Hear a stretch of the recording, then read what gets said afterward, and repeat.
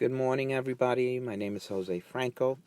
If you've been following me for some time now, I am the owner of Stoop Juice. I don't know if you remember, I started a campaign to run for president back in 2018.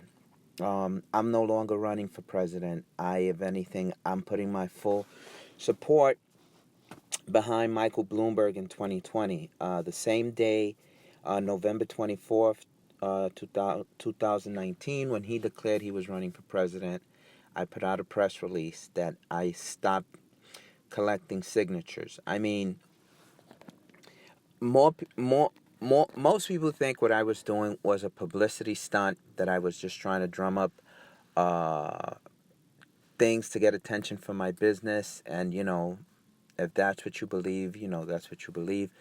But it's more than that. I took it a step further. I wrote a book titled, well, it's the same book with two titles, and it was to address these things. And when I wrote them, it wasn't to convince anybody. It was more as therapy for myself to not get caught in a spiral of blame, of just blaming Donald Trump for everything. So the two books that I wrote, it's one book but with two titles, is How to Get Better at the Things You Don't Think You're Bad At by 2020. And I also used the title The Stories I Tell Myself. So what it comes down to, my reason for supporting Michael Bloomberg and my reason for removing myself from the campaign is it's something as crazy as Machiavelli's book, The Prince. And the central question in The Prince is, do you rather be feared or do you rather be loved? And I'm not going to knock Donald Trump's leadership, but his approach gives me the impression that he'd rather be feared, where Michael Bloomberg and my style of leadership is one that we rather be loved. So, and the reason I disagree with the rather be feared approach, because I find it to be a lazy approach. I find it to be an approach that wishes and hopes that intimidation and the magnifying the flaws of human nature, that people will stay in line, because it's true, we are a flawed species. But I think the beauty and the power of having a better life or a better existence or having a sense of purpose is, despite us being flawed, for us to embrace the opportunity to make things better and to share that with other people. I think the mistake that you can make if you think the way I do, and I don't know because I don't know Michael Bloomberg, but it's a mistake I hope he doesn't make, is to expect gratitude from people to validate you, to give you acknowledgement. That would be conditional love. Unconditional love is the opposite, where you're willing to put in the work, as long as you're transparent, as long as the lines of communications are open and you're 100% open, and then it's up to the individuals. A big part of the reason why I'm supporting Michael Bloomberg, I read his book, Mike Bloomberg. I think it's Bloomberg by Bloomberg. And the gist of his book pretty much is based on work habits, family values, transparency, not being able to create self-imposed obstacles, how to deal with people that can't conceptualize the things that you can conceptualize, and continue instead of letting their perception hinder the things you want to accomplish. And what usually happens is, when people can't see what you could see, they're used to what they know. So because they're afraid of change, they're going to create obstacles, and they're going to present arguments to you that are obstacles. So that ties into it's better to be feared, because in that space, a lot of people have this built-in way of thinking that because they don't want change, because they don't want to put in additional work for something that they feel is working for them, they become complacent.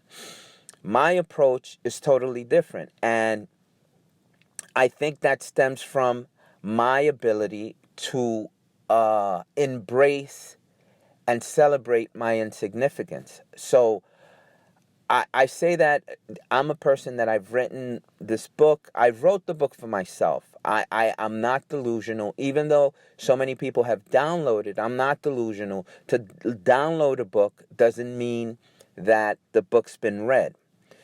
So the book that I wrote is called How to Get Better at the Things I Don't Think I'm Bad at You Don't Think You're Bad at by 2020. So the gist of the book, pretty much, the way I structured the book, I made the book, in the conclusion, I touched on that regardless of who you are,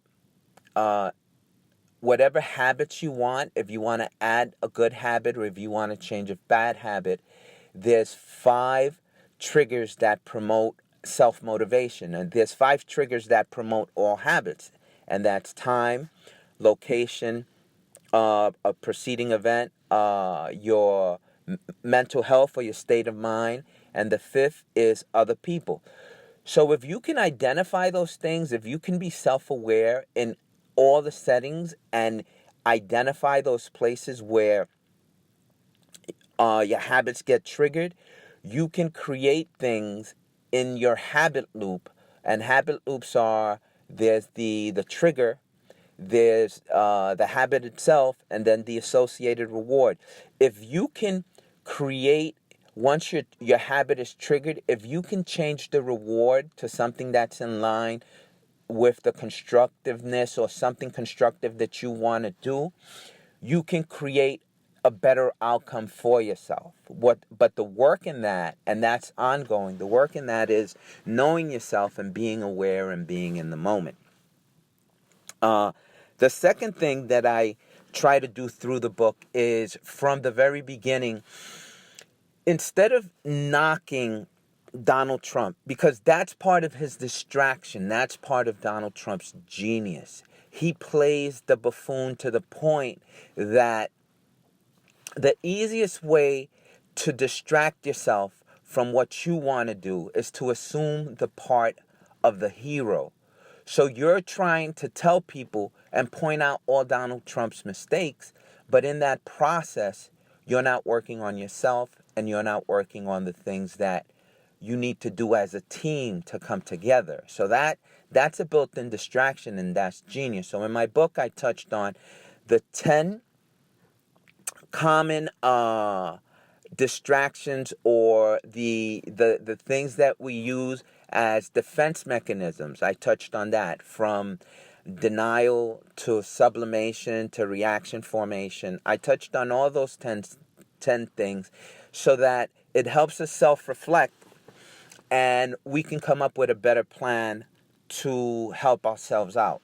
So if you listen to this is pretty much going to be a concise version of the points that I try to hit on the book. So let's say you go through all the defense mechanisms and you come to the realization that your life is underwhelming, but within an underwhelming life, you notice there's still other people that are thriving and doing the right thing.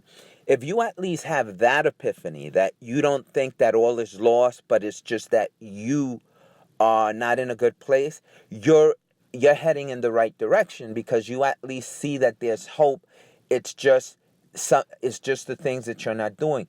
So for that, I touched on a book called Tribal Leadership, which pretty much touches on the dynamics of communication, how whenever we're in a rut, if we have just a 2-person audience where we just put ourselves in a situation with one other like-minded person, or someone that's writing to us that's like-minded, all we're doing is rationalizing or looking for confirmation of we already believe. So that's 48% of us. 48% of us do that already. The trick is to get to a place that you invite 3 or more people to create input and to interject. So then this way it opens up the discussion, it opens up the debate, and you get more than 2 perspectives, and it forces you to think. It encourages freedom of thought.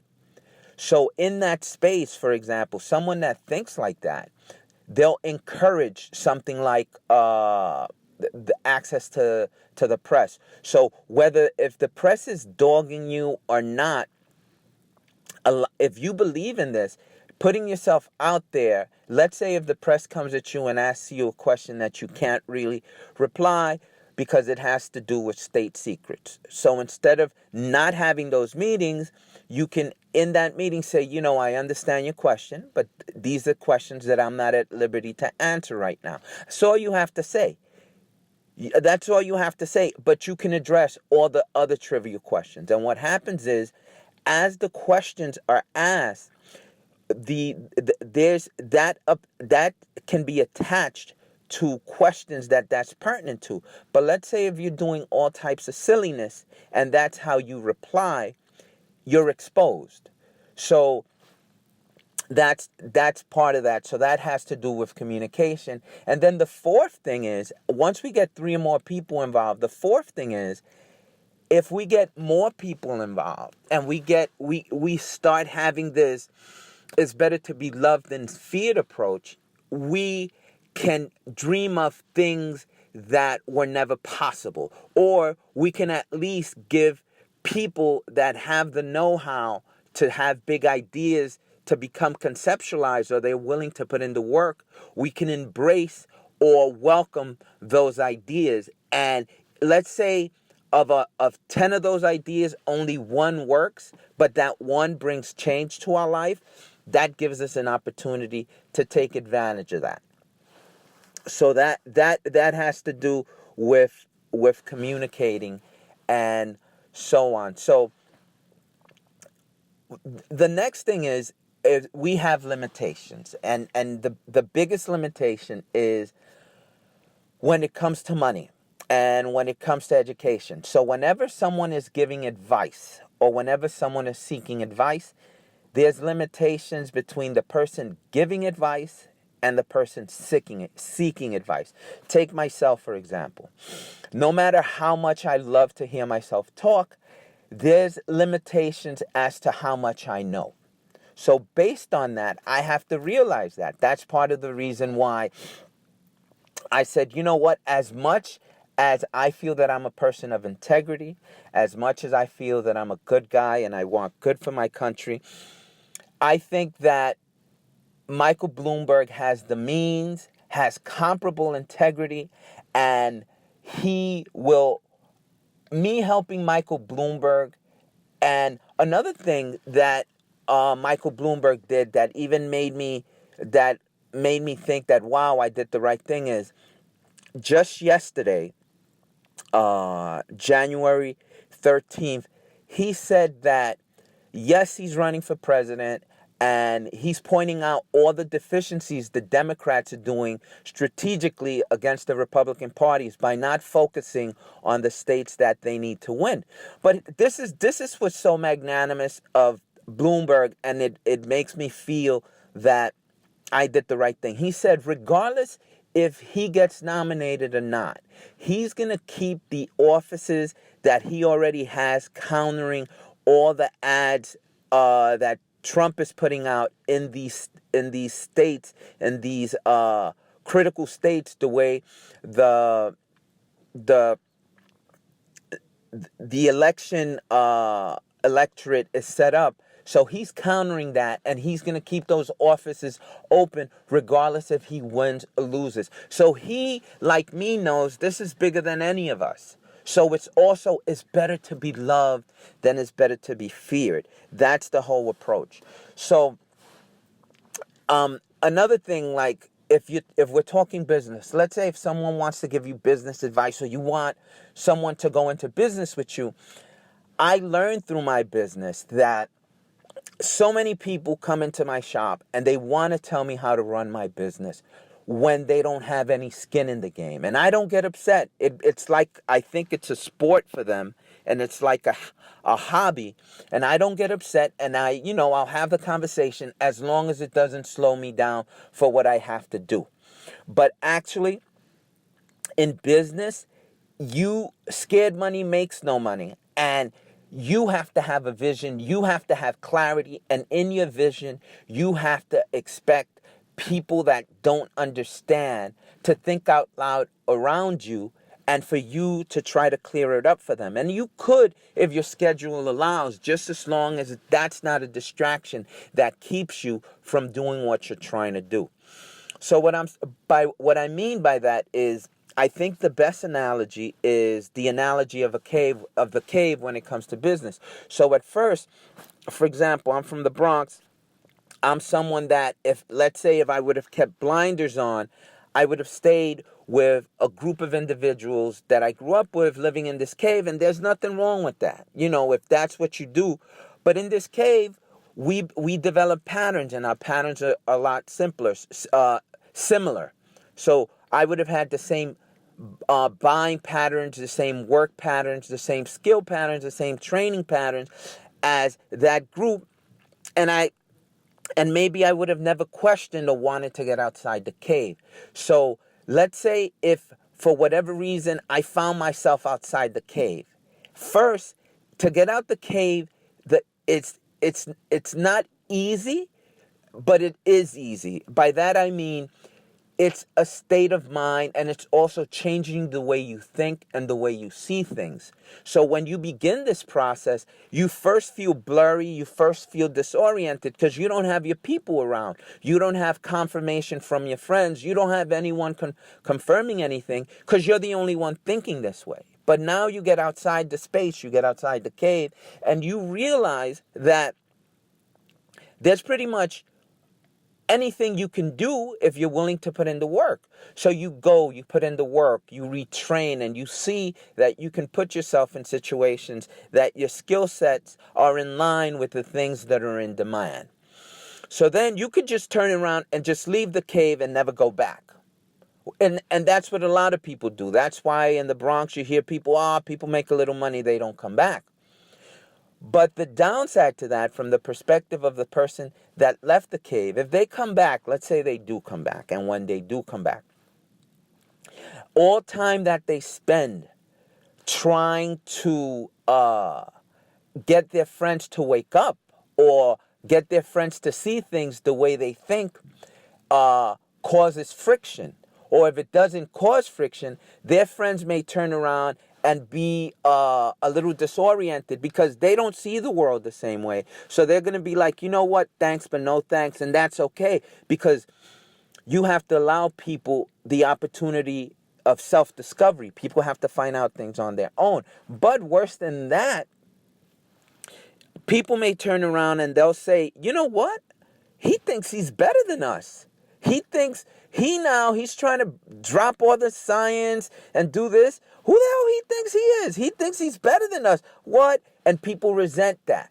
Even if your intentions are the best, people resent that. So that's one of my biggest, I think one of the things that I found out later, I think early on in my life, when in my 20s, the only way I can express this, I was somewhat of a prick because I always had the best intentions, but I try to sort of impose what I wanted to do for people, and I was giving people unsolicited advice, even though the intentions were good. So what that does is that's off-putting. People are like, get out of here. Who does this guy think he is? This guy's not my father. People don't want to hear that.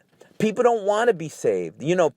That's the same way when people do that in religion. So what I was doing, I was pretty much projecting my insecurity because in the past I wasn't able to stay in that space. Now I was doing that. So going forward, that's one of the things that I'm aware of. And lastly, it comes down to language. So I've come to the realization that there's always going to be vice. There's always going to be virtue. We're always going to have people saying that things are bad, things are bad, things are bad, things are bad, and they're going to use that to rationalize how they live their life. Then there's going to be people that are going to say things are good, things are good, things are good, and they're going to rationalize how they live their life. So back to vice, back to virtue, it goes to, is it better to be feared or is it better to be loved? So if you're a person that advocates vice, that promotes vice, that thrives in vice, you want to be feared, because in that space, people, you can turn around and run buckshot. There's no rules. You set the rules. You're the agent of interpretation.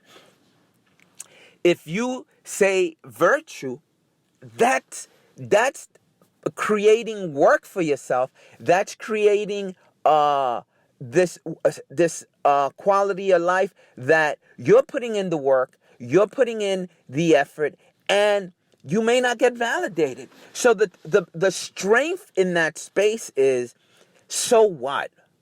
So what? We only have one lifetime, and everything that we do is based on choice. So in 2020, when we vote, for example, I wanted to be president, but it's not about me. So because I was able to see that, I said to myself, you know what? I'm going to jump on and help Mike Bloomberg as much as I can. So then how does Mike Bloomberg reward me? The very first thing he says is, you know what? I'm running for president. But if I'm not nominated and it's not about me, I'll turn around and I'll leave my setup so the Democratic Party could turn around and do the right thing. Hence the real name and the real definition of the word Democrat. I think we are facing people, for example, Republicans are not bad, but they're more fixated on strategy than fixated on integrity. So that becomes the question of, are you rather be loved or you rather be feared? Right now, the Republicans and people like Ben Sass, who I have a lot of respect for, and I know he somewhere in there he has cojones, but he has fallen in love with being a senator more than being an American. And I don't care. I don't care if I die and never get any accolades and get any recognition or get any notice from anybody 10 years from now, 30 years from now, whatever.